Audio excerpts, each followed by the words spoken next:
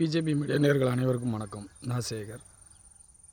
நேற்று தமிழகத்தில் Chowk media நெட்வொர்க்கோட CEO அண்ணன் சவுக் சங்கர் அவர் வீட்டு மேலே நடந்த தாக்குதலுக்கு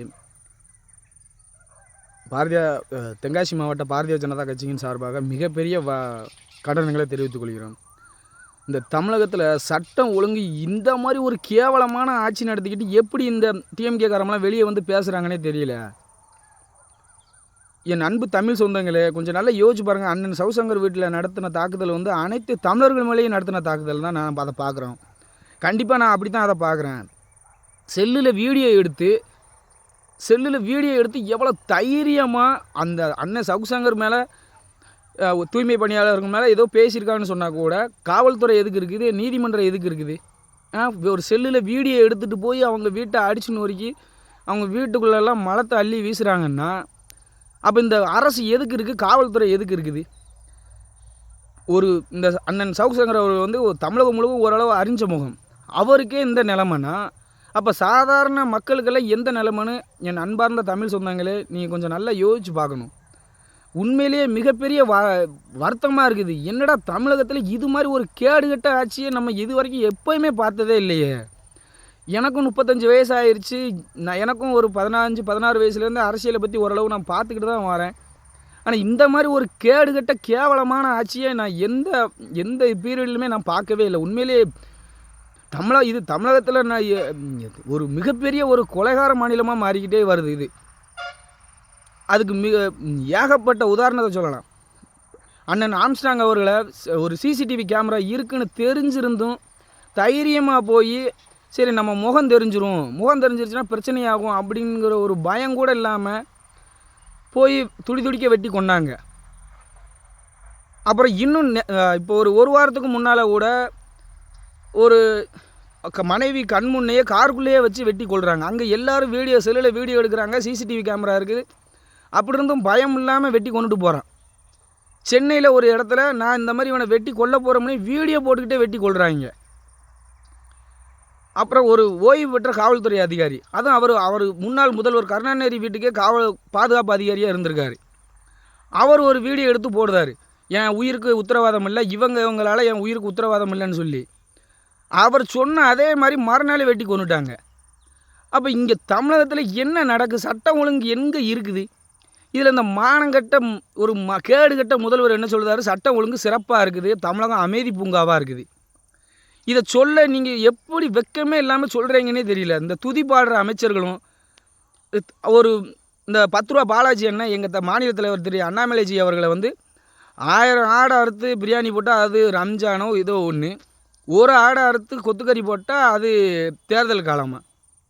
இது என்ன ஒரு வன்முறையான பேச்சு? இந்த தமிழக அரசு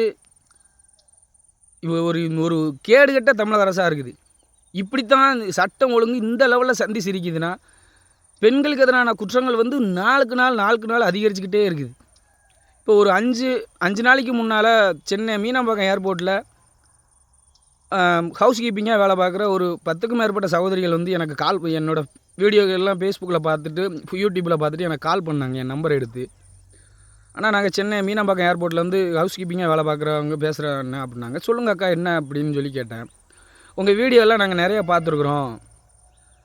பெண்களுக்கு எதிரான உண்மையாக உங்கள் வீட்டில் உள்ள பெண்களுக்கு நடந்தால் நீங்கள் எப்படி உங்கள் போராட்டம் பண்ணுவீங்களோ இல்லை என்ன பண்ணுவீங்களோ அதே மாதிரி தான் உங்கள் தலைவர்கள் எல்லாருமே பெண்களுக்கு ஏதாவது ஒரு குற்றம்னா ஃபஸ்ட் ஆளாக தான் ஏதோ ஒரு அரசியலுக்காக பண்ணாமல் நம்ம வீட்டு பெண்களுக்கு எதுவும் நடந்தால் நம்ம எப்படி துடிச்சு போய் அதை என்ன பண்ணணுன்னு நம்ம பண்ணுவோமோ அதே மாதிரி பாரதிய ஜனதா கட்சியும் அந்த மாதிரி பண்ணிக்கிட்டு இருக்குன்னா நீங்களுமே யூடியூப்பில் பேசி பண்ணுறீங்க. எங்களுக்கு ஒரு மிகப்பெரிய உதவி ஆகணும்னா நாங்கள் வந்து பாரதிய மன்சூர் சங்கன்னு பிஎம்எஸ்னு ஒரு யூனியனில் தான் இருக்கிறோம். அது பாரதிய ஜனதா கட்சியோட ஆதரவு இது தான். அதுக்குள்ள தான் நாங்கள் ஹவுஸ் கீப்பிங்காக வேலை பார்க்குறோம். நாங்கள் அந்த யூனியனில் 50-60 பேருக்கு மேலே இருப்போம்.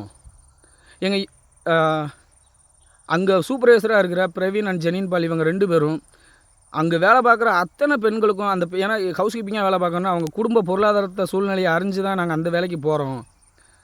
அங்கே எங்களோட குடும்ப சூழ்நிலையை இவங்க நினச்சிக்கிட்டு எங்கள் மேலே மிகப்பெரிய செக்ஸ் டார்ச்சர் கொடுக்குறாங்க. எங்களால் ஏன்னா குடும்ப சூழ்நிலையை அறிஞ்சு எங்களால் ஒன்றும் பண்ணவும் முடியலை, ரொம்ப டார்ச்சர் பண்ணுறாங்க.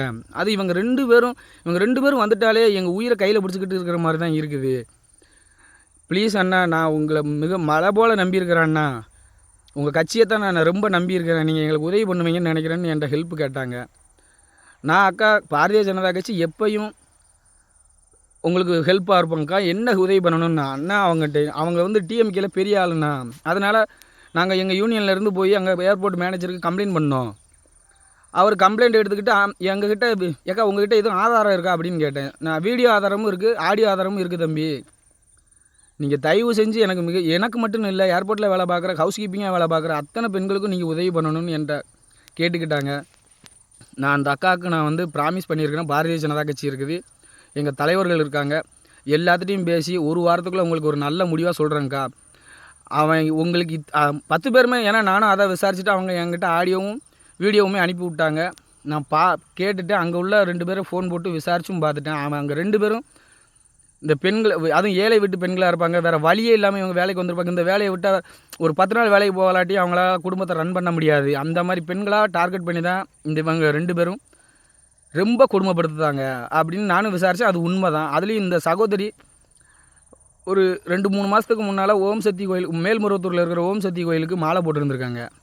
அந்த டைம் வந்து ஏர்போர்ட்லேயுமே ஒரு சில இடத்துல ஆள் நடமாட்டம் இல்லாத ஏரியாவிலலாம் டூட்டி போடுவாங்களாம். அந்த டைமில் நைட் ஷிஃப்ட்டில் இவங்களுக்கு டூட்டி போட்டுட்டு ஒரு மாலை போட்டிருக்காங்கன்னு கூட பார்க்காம இந்த பிரவீன் ஒருத்தன் வந்து அவங்கள ரொம்ப அதை சொல்லிவிட்டு அந்த அக்கா உங்களை கூட பிறந்த சகோதரன் மாதிரி நினச்சி தான் தம்பி சொல்கிறேன் அப்படின்னு சொல்லி ரொம்ப வருத்தப்பட்டாங்க, அழுதாங்க.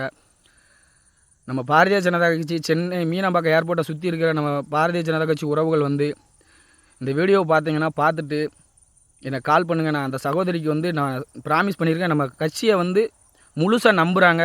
நம்ம நம்புகிறவங்க ஏன்னா தமிழகத்தில் இருக்கிற அனைத்து பெண்களும் நம்ம விட்டு பெண்கள் தான். அவங்களுக்கு ஒரு பாதுகாப்பு அரணாக நிற்க வேண்டியது அவங்க பாரதிய ஜனதா கட்சியை நம்புகிறாங்க, நம்ம தலைவர்களை நம்புகிறாங்க. நம்மளும் அவங்க நம்பிக்கையை வீண் போக விடாமல் அவங்க 2 பேர்த்துக்கும் மிகப்பெரிய தண்டனை வாங்கி கொடுக்கணும். நீங்கள் எனக்கு உதவி பண்ணுவீங்க. நம்ம தலைவர்களை நம்பி தான் நான் ப்ராமிஸ் பண்ணியிருக்கிறேன், கண்டிப்பாக உங்களுக்கு நாங்கள் ஹெல்ப் பண்ணுறோம்னு சொல்லி. ஏன்னா இந்த டிஎம்கே அரசியலை பண்ணுற அத்தனை பேரும், உதாரணத்துக்கு எடுத்துக்கோங்க, அண்ணா யூனிவர்சிட்டியில் அந்த மாணவிக்கு நடந்த இதாக இருக்கட்டும், டிஎம்கேக்காரன் ஈசிஆர் ரோட்டில் டிஎம்கே கார் கொடியை வச்சுக்கிட்டு காரில் இது பண்ணி 3 சகோதரிகளை பின்தொடர்ந்து போய் அவங்கள மிரட்டினதாகட்டும். அப்புறம் அண்ணா நகரில் ஒரு மனநலம் பாதிக்கப்பட்ட சகோதரியை ஒரு 7 டிஎம்கேக்காரன் வந்து இதாகட்டும். அத்தனை குற்றத்துலையும் இந்த டிஎம்கேக்காரன் இப்போ இந்த ஏர்போர்ட்டில் மீனம்பாக்கம் ஏர்போர்ட்டில் அந்த சகோதரிகளுக்கு டார்ச்சர் பண்ணுறவனே டிஎம்கேக்காரன் தான். அந்த டிஎம்கேக்காரங்களுக்கெல்லாம் உங்களுக்கு கேட்குறேன், உங்களுக்கும் அம்மா இருக்கும், அக்கா தங்கச்சி இருக்கும், மனைவி இருப்பாங்க, குழந்தைகள்லாம் இருப்பாங்க, பெண் குழந்தைகள்லாம் இருப்பாங்க. அதே மாதிரி இவங்க ஒரு வேலை பார்க்குற இடத்துல போய் நீ பண்ணின அதே டார்ச்சர் உன் பொண்டாட்டி பிள்ளைகளுக்கோ உன் அம்மாவுக்கோ உன் அக்கா தங்கச்சிக்கோ பண்ணுனா நீ ஏற்றுக்குருவியா? அப்போ அவங்களோட ஏழ்மையை பயன்படுத்திக்கிட்டு நீ பண்ண இதே இது உனக்கும் நடக்கும், ஒரு காலம் கண்டிப்பாக நடக்கும். தயவு செஞ்சு டிஎம்கேக்காரன் பூரா திருந்திக்கோ. ஏன்னா உன் தலைவர்கள்லேருந்து எல்லாவனும் அப்படி தான் இருக்கா. டிஎம்கே ஆரம்பித்த காலத்திலேருந்து திராவிடர் முன்னேற்ற காலத்திலேருந்து எல்லாவனும் அப்படி தான் இருக்க. உங்களால் தான் தமிழகம் குட்டிச்சோராக போயிருக்குது. தயவு செஞ்சு என் தமிழ் சொந்தங்களே, இந்த டிஎம்கே இந்த சகோதரிகளுக்கு மட்டும்தான் நடந்துச்சுன்னு நீங்கள் இதை பார்த்துட்டு ஒதுங்கி போனீங்கன்னா நாளைக்கு உனக்கும் இந்த டிஎம்கேக்காரனால ஒரு இது நடக்கும், கண்டிப்பாக நடக்கும். இன்றைக்கி அண்ணன் சவுசங்கர்களுக்கு நடந்த மாதிரி, அந்த ஒரு ஓய்வு பெற்ற காவல்துறை அதிகாரிக்கு நடந்த மாதிரி உங்களுக்கும் ஒரு நாள் நடக்கும். அன்றைக்கி நீங்கள் வருத்தப்பட்டு ஒரு பிரயோஜனமும் இல்லாமல் இருக்கும். தயவு செஞ்சு இந்த டிஎம்கேவை அடியோட வேரோடு பிடுங்கி எரிஞ்ச மாதிரி அவங்கள பிடுங்கி எரிஞ்சால் தான் தமிழகம் வந்து ஒரு நல்ல மாநிலமாக மாறும். தயவு செஞ்சு என் தமிழ் சொந்தங்களே, வருகிற 2026 சட்டமன்ற தேர்தலில் இவங்களுக்கு தக்க பாடம் புகட்டணும்னு உங்கள் அனைவரோட பாதம் தொட்டு பணிந்து கேட்டுக்கொள்கிறேன். நன்றி, வணக்கம். பாரத் மாதா கி ஜெய்.